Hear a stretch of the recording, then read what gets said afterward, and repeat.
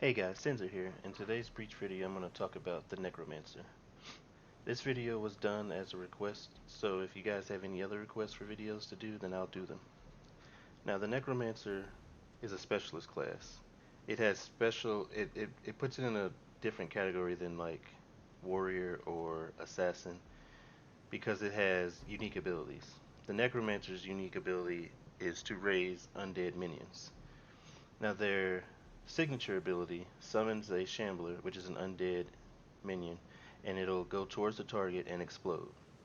It also gives a 15% bonus basic attack damage buff, and then plus 2 health potions.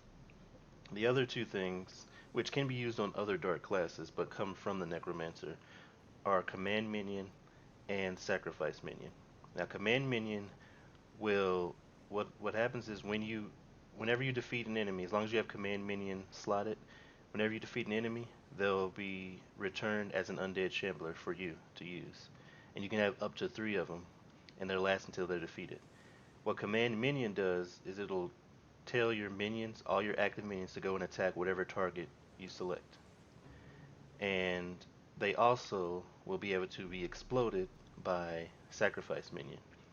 So you just use this and it'll sacrifice. You choose one of your minions to sacrifice. They'll explode for 300 damage. That does AoE and give you 500 health back. It'll also be usable during crowd control. Now, the other one that they have, which I'm not using at the moment, is Haunting Wraiths, which is a good ability and is also an AoE, which gives a 400 damage shield to everybody.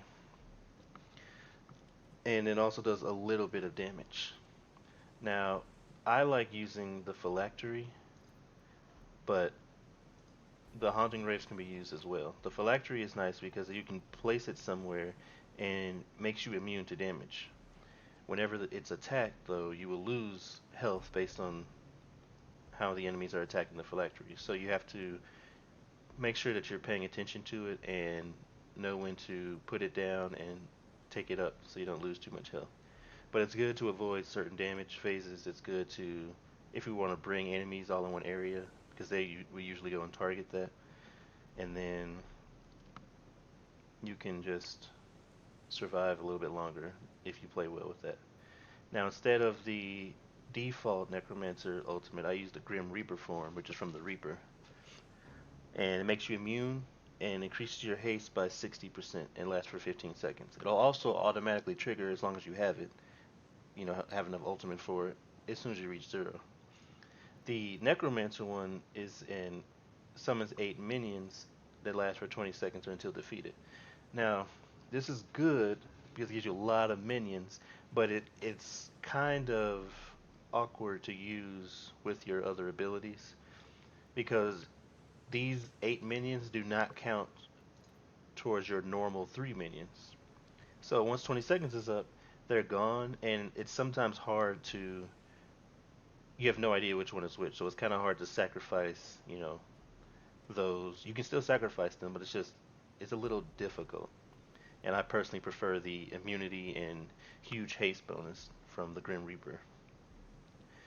For the gear, this will vary depending on your drops, but I'll go over some of the traits to look out for that are nice. Max charges for Fringy Shambler is increased by 2, so that's great because then it gives you 5 total charges instead of the default 3. Basic attacks, or not basic attacks, the last attack of your basic attack combo will apply soul to the target. That's one that's pretty good if you don't have a Reaper or if you just, if you need that debuff because soul decreases the damage the enemy does to you, and it's to everyone. So this is great to use on a boss. You just, anytime you get the last basic attack off, it puts soul on the target, and then especially good with Grim Reaper form because your haste is huge, so you'll be able to stack up those souls on the target pretty quickly. Otherwise, another one that's good if you're using the phylactery is the 10% damage bonus.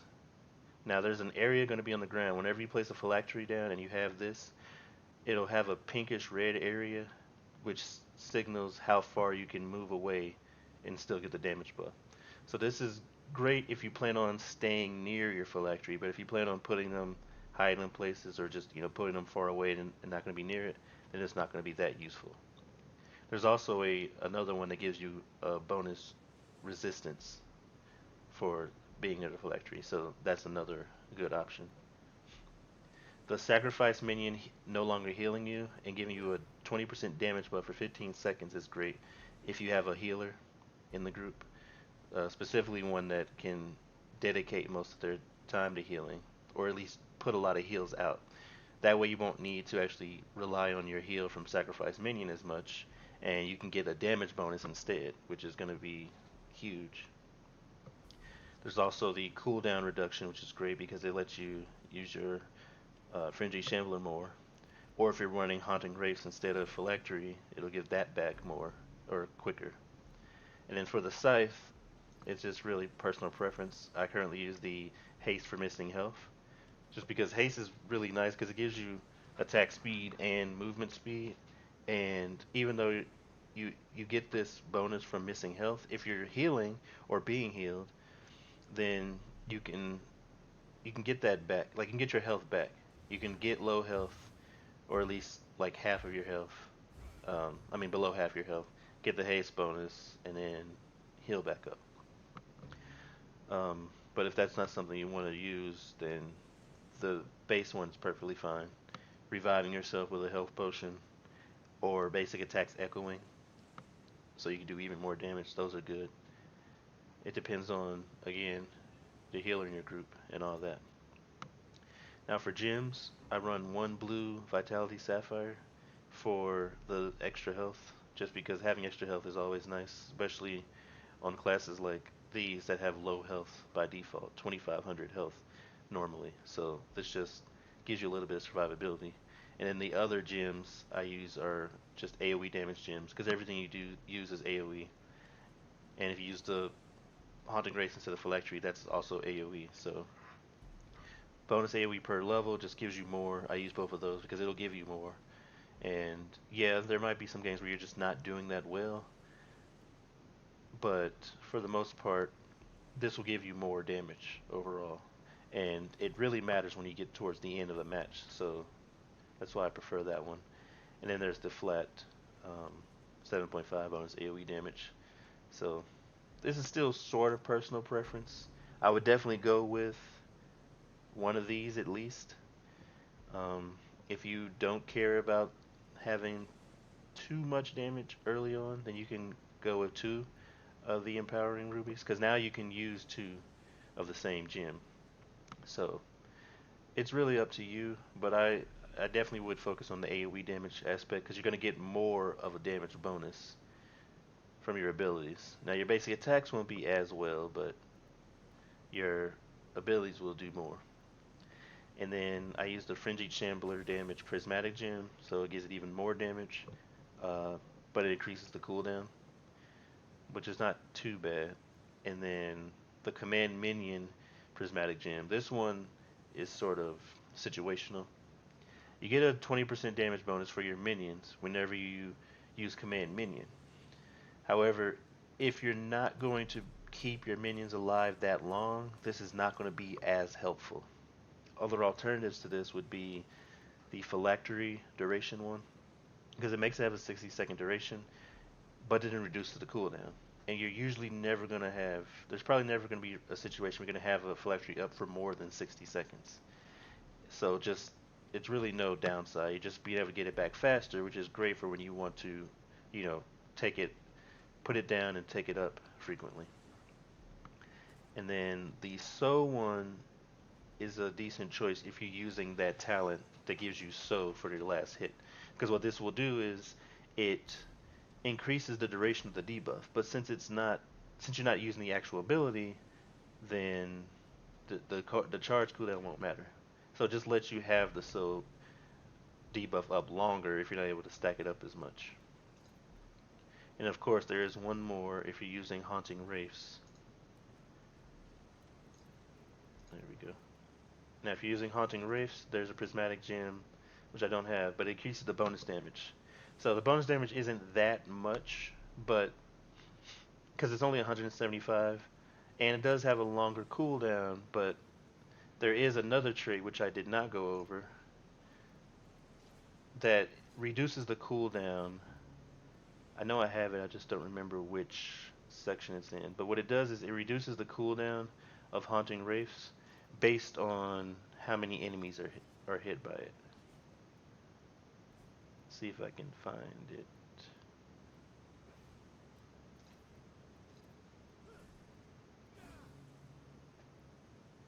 Oh yeah, I don't have Haunting. There it is. So each enemy hit by Haunting Wraiths reduces cooldown by 0.5 seconds. So if you're using this on a big group of enemies, you're going to reduce the cooldown by quite a bit, and the extra cooldown from that is not going to be that bad. So in terms of how you actually would use this, I can't show most of it from the training dummies because I don't have, you can't get your gear talents while you're doing the training stuff. But you basically always use your frenzy shamblers. In between using the frenzy shamblers, you would go and attack, and then you just use the command minion when they're out. Because whenever you kill an enemy, again, it doesn't work on a training dummy, but whenever you kill an enemy, a minion will come out. You select a target with command minion, and then you can sacrifice them with the other ability. You just select the minion and then press sacrifice, and it'll blow up. And then you would put your phylactery either kind of out of the way so that you can, move away from it and be immune to damage. And that'll usually draw people around. Or if you're using one of the talents that gives you the buff when you are close, then you want to make sure you're within that range. Again, you can't see it because I don't have the talent activated yet, but you'll see the area during the gameplay section. I'll pick it so that you can kind of see the area, and you just stay there. It's sort of a taunt, so if you need to bring enemies near it, that's useful. Or just to avoid a certain attack, put it down, go and attack. A good thing is the raw boss, where you have those lasers come out. You can avoid damage from those lasers if you have your phylactery in a good spot. Or the Oni boss from the Tokyo, you put that somewhere else. You can go in and attack the boss when he does his big slam, and you won't take any damage. And then of course just take it on and off as needed. Has a 20-second cooldown normally, but again, if you have the phylactery one, then that'll lower it a little bit. That's it for the guide portion. I'm going to show gameplay next, so you can kind of see it in action, but that's all for the actual. I'm not going to talk during that section. So, if you like the video, please like and subscribe, and again, suggest any other videos, and I'll be sure to do them. As always, thanks for watching.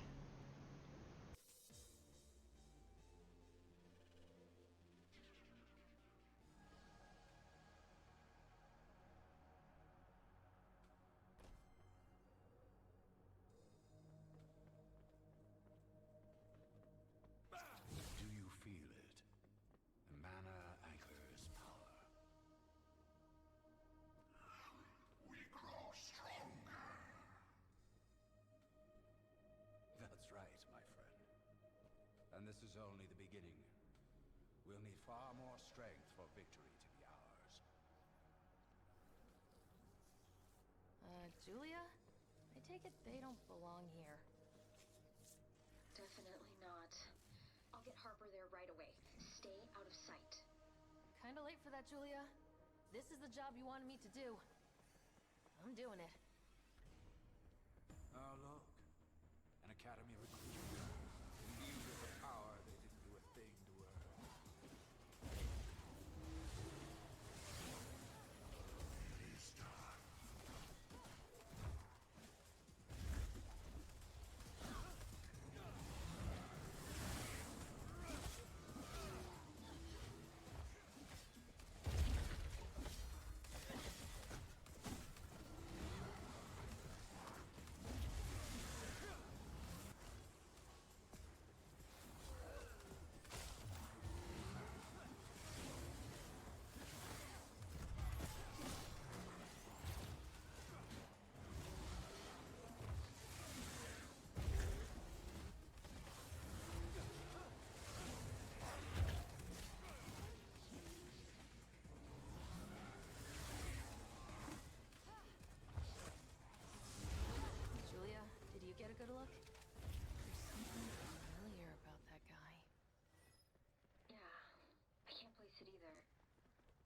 he is.